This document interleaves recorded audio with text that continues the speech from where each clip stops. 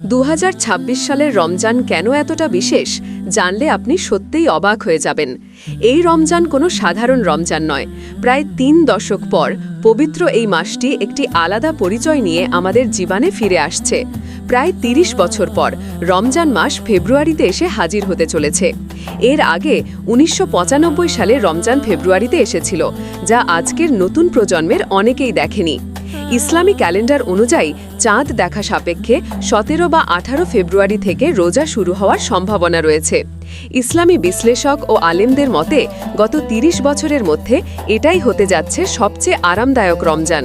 কারণটা খুবই সহজ: হালকা শীত, ছোট দিন, কম তৃষ্ণা আর গরমের চাপ প্রায় নেই বললেই চলে। এটা যেন আল্লাহর পক্ষ থেকে আমাদের জন্য এক বিশেষ রহমত, যেন আমরা আরও মনোযোগ দিয়ে ইবাদত করতে পারি, কোরআনের দিকে ফিরে আসতে পারি, নিজেদের গুনাহ থেকে তওবা করতে পারি। আসুন এই মোবারক রমজানের বরকতে আল্লাহ তাআলা আমাদের সকল গুনাহ মাফ করে দেন, আমাদের অন্তরকে পবিত্র করে দেন। আমিন।